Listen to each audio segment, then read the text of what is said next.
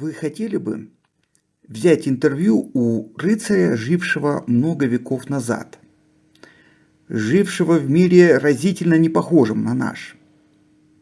С детства мы пытаемся представить подобных людей, но все наши попытки терпят провал. Все заканчивается стереотипами, почерпнутыми из фильмов. В них актеры с идеальным пробором, либо, нарядившись в шелка, толкают высокопарные речи, либо, измазавшись для реализма в грязи, начинают говорить языком городской подворотни. Увы, но мы с трудом можем представить себе даже людей прошлого века. Если танки и винтовки еще можно воспроизвести в игровом движке, то вот с мыслями и чувствами людей прошлого все очень и очень плохо. Чтобы исправить эту ситуацию, я сегодня пригласил в нашу студию настоящего рыцаря XII века, который расскажет нам, как все было. Шучу. Я здесь один, да и студии у меня нет. Но услышать мысли человека прошлого, тем не менее, возможно.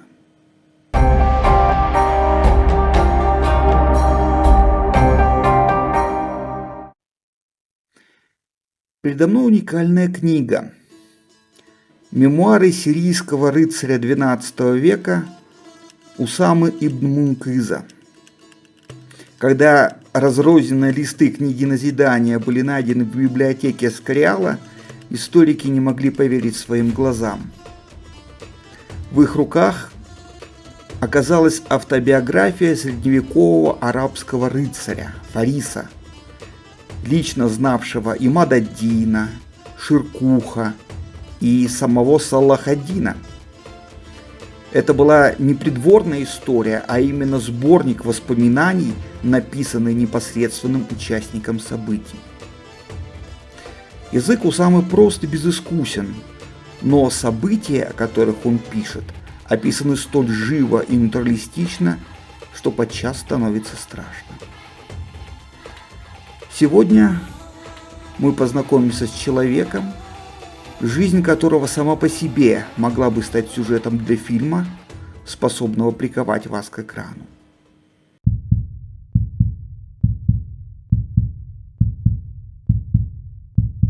Усама был отпрыском мелкого эмирского рода Бану Мункыз, правившего сирийским шейзаром. Город, огибаемый рекой Аронт, стоял на оживленной дороге, ведущей из Алеппо в Дамаск. Замок Бану Мункыз неплохо сохранился до наших дней, хоть и был сильно перестроен. Семья Усамы не была особо влиятельной и в свои лучшие дни, а завоевание Сирии турками Меликшаха сделало их положение уж совсем незавидным. Отец Усамы, Муршид ибн Мункыз, отрекся от власти в пользу младшего брата. Поступок этот не очень типичен для своего времени, и Усама объясняет его нежеланием отца идти на сделку с совестью. Рассказы о детстве Усамы выглядят счастливыми, несмотря на то, что многие его события связаны с военными тревогами. Воспитанный отцом и дядей, он посвящал большую часть своего времени войне и охоте. С 15 лет он участвует в боях, сначала против крестоносного князя Танкреда, а потом против ассасинов-исмаилитов, пытавшихся захватить Шейзар. Вот его двоюродный брат Синан, испугавшись командующего ассасинов Алавана, в страхе бежит на женскую половину и требует сестер драгоценных вещей, чтобы откупиться и бежать, спасая свою жизнь. Ворвавшаяся в комнату в полном вооружении тетя Усамы жестоко пресекает истерику юноши. «Ты оставишь своих двоюродных сестер и жен этим чесальщикам шерсти, сам уйдешь? Какова же будет твоя жизнь, когда ты опозоришь себя перед семьей и убежишь от нее? Выходи, сражайся за своих, пока тебя не убьют среди них. Накажи тебя Аллах еще и еще раз».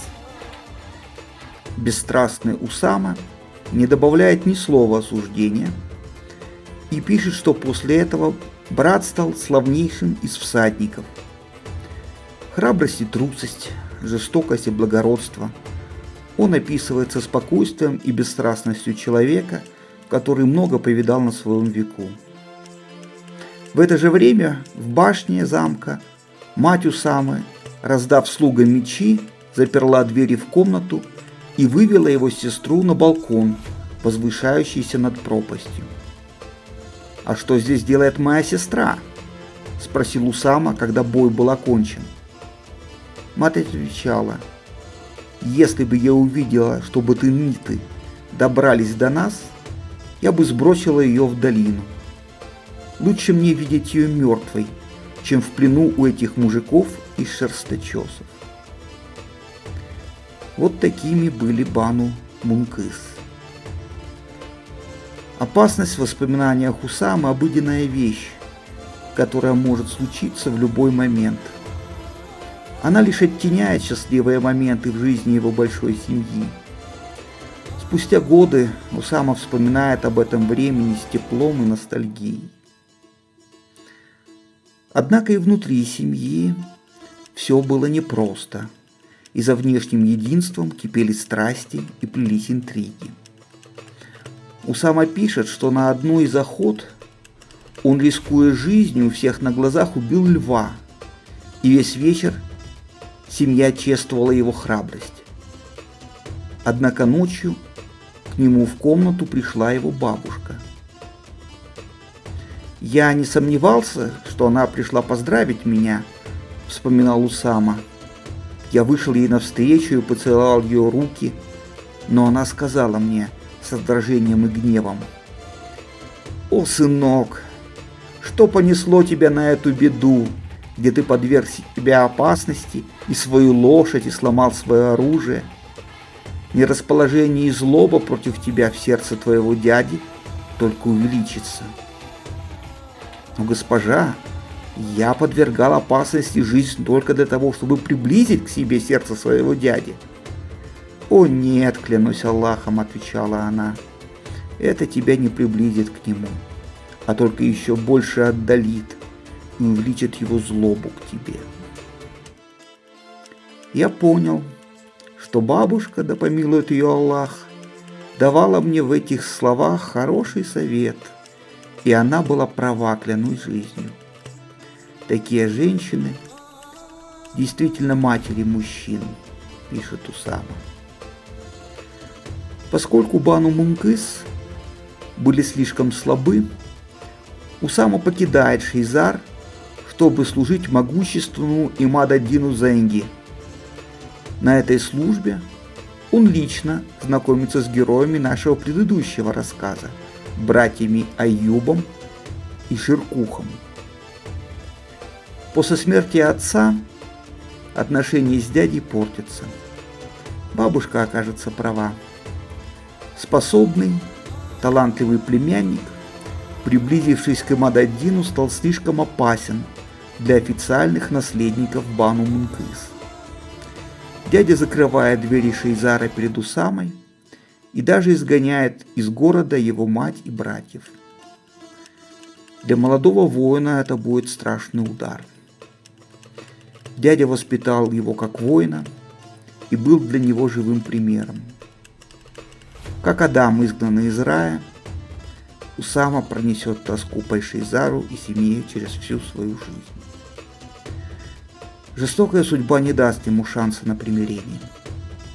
В 1157 году Бану Мункыс в полном составе погибнет под обломками своего замка во время ужасного землетрясения. Потеряв дом, Усама начинает жизнь скитальца, которая в конце концов и приведет его на берега Нила, в Каир.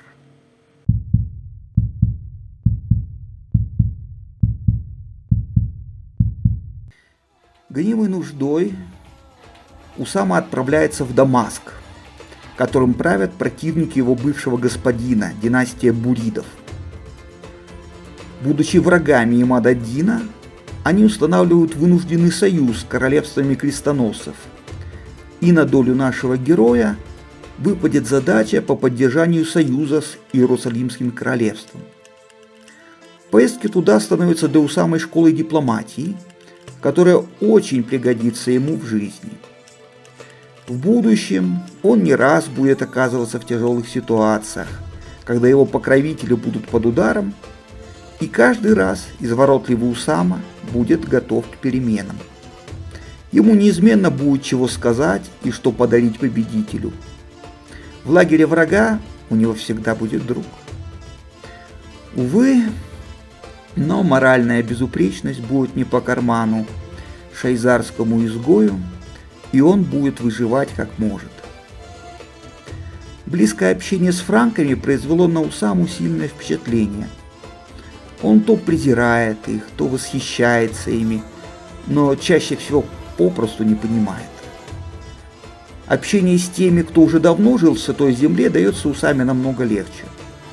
Среди них у него есть друзья, и некоторые из них довольно близкие. Об одном из них Усама вспоминает, что, придя к нему впервые в гости, он был приглашен к нему за стол.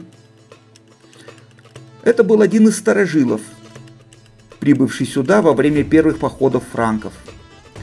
Его освободили от канцелярской и военной службы, но у него были в Антиохии владения, доходами из которых он жил. Нам принесли прекрасно накрытый стол, чистое и хорошо приготовленное кушанье. Рыцарь увидел, что я воздерживаюсь от еды, и сказал мне: «Ешь, я сам не ем ничего из франкских кушаний и держу египетских кухарок. В моем доме не бывает свиного мяса». Ох уж эти египетские кухарки. Старый Франк знал, кого приглашать.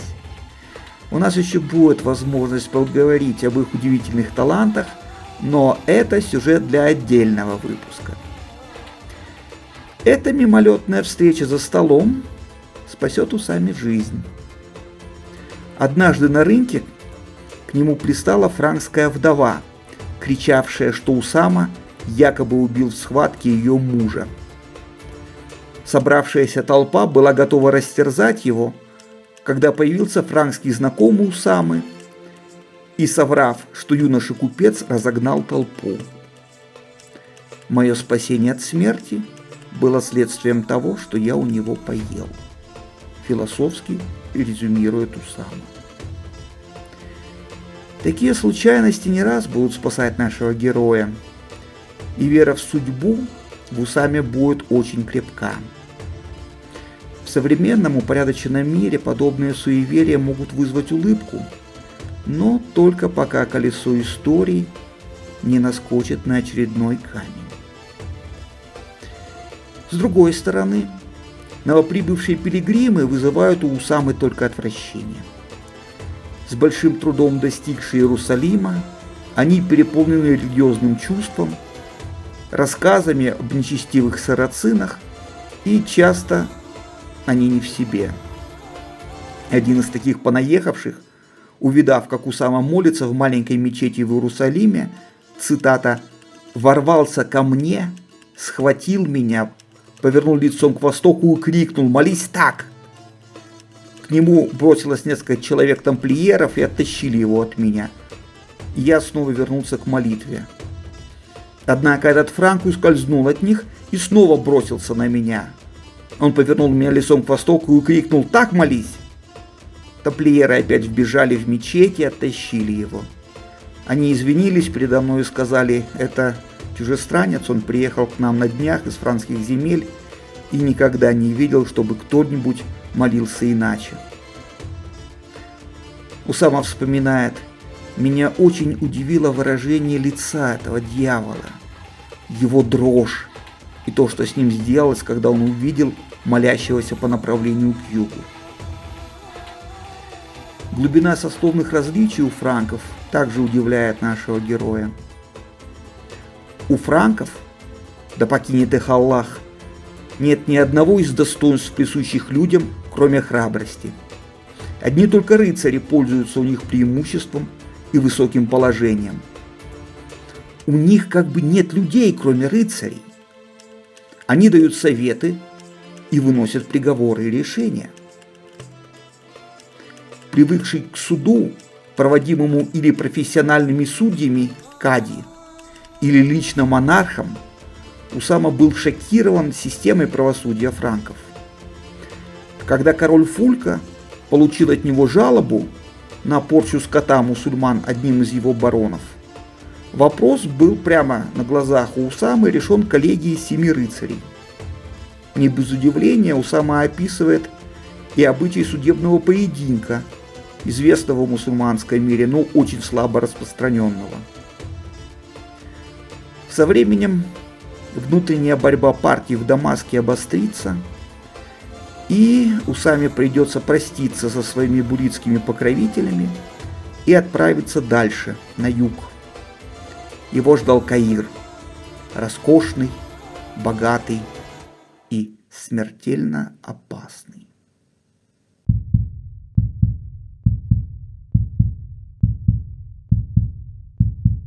Каир ослепил Усаму сразу. Он вспоминает, что фатимидский халиф Аль-Абд-Меджид, цитата, «сейчас же по прибытии моем послал за мной, велел облечь меня в своем присутствии в почетное одеяние. Он дал мне перемену платья и 100 динаров и разрешил мне пойти в собственную баню. Он поселил меня в великолепном доме Аль-Авдаля, сына эмира войск.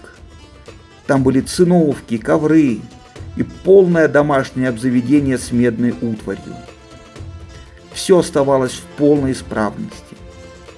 Я провел в этом доме некоторое время, пользуясь почетом, уважением, постоянным благоволением, получая доходы от цветущего поместья.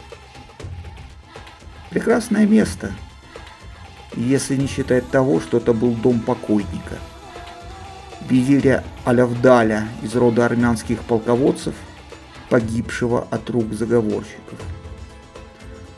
Усама быстро понял, что под покровом блеска и богатства ведется постоянная борьба, и чтобы выжить на новом месте, надо держать ухо востро. Первым сигналом об этом стало побоище между полками чернокожих солдат, конкурирующих за статус и почести. Усама вспоминает: они оставили на маленьком рынке эмира войск 1000 человек убитыми, так что вся площадь была завалена трупами.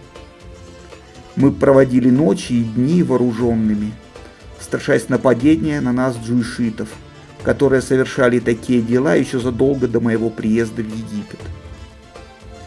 Лежавший при смерти халиф никак не покарал солдат, а его 18-летний преемник Абу Мальсур Исмаил был больше занят устройством своего нового правительства. Фатимидские халифы уже давно не правили страной лично. Будучи потомками пророка по линии его дочери Фатимы, они довольствовались роскошной жизнью в дворцах-близнецах Каира и благоразумно не вмешивались в управление страной. Власть концентрировалась в руках их визирей, как правило, происходивших из военной аристократии.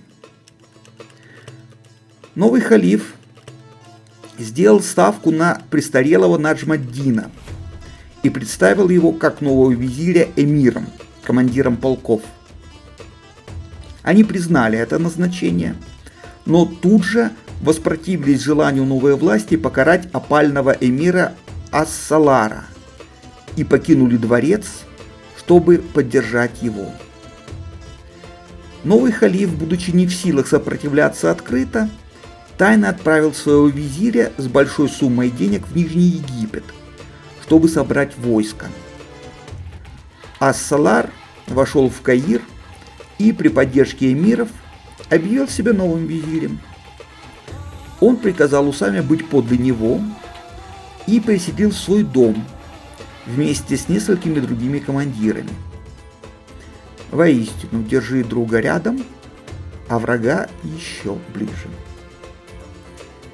Тем временем свергнутый визирь, собрав войско из бедуинов и черных суданских наемников, вернулся к стенам Каира, чтобы вернуть себе власть.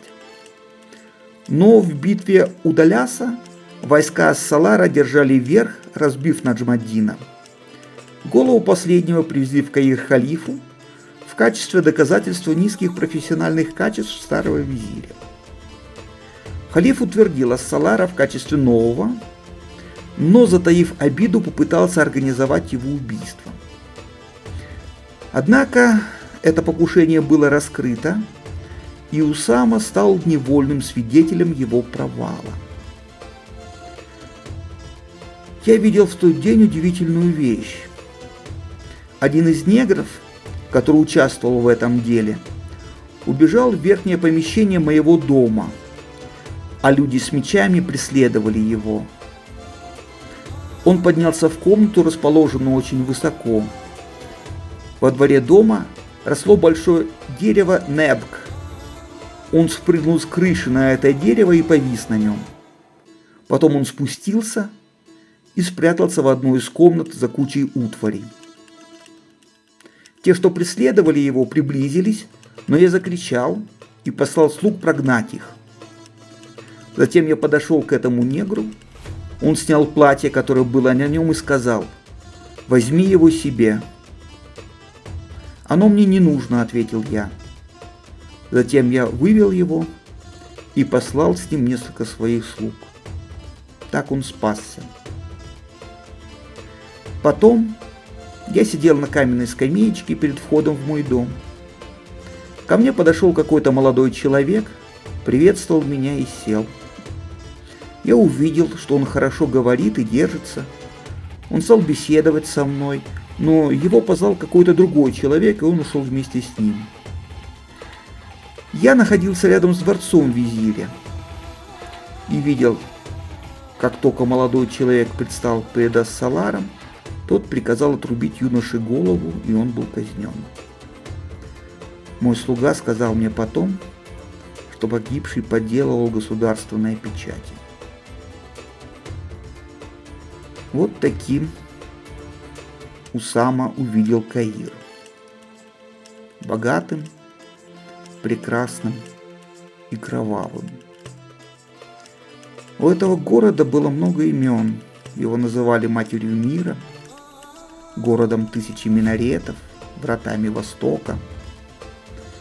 Но для нашей игры мы выбрали прозвище, которое дали ему копты. Разрушитель людей. Manbreaker. И думаю, теперь вы понимаете почему. Впереди у Усамы было еще много приключений. Он возглавил силы, высланные для защиты Аскалона, оказался между двух огней, разрываемый дружбой между двумя непримиримыми врагами, был разлучен со своей семьей и потерял в морской пучине свое величайшее сокровище – библиотеку из 4000 книг. Но это все уже совсем другая история. Разрушитель людей. Невоспетый герой средневекового Каира.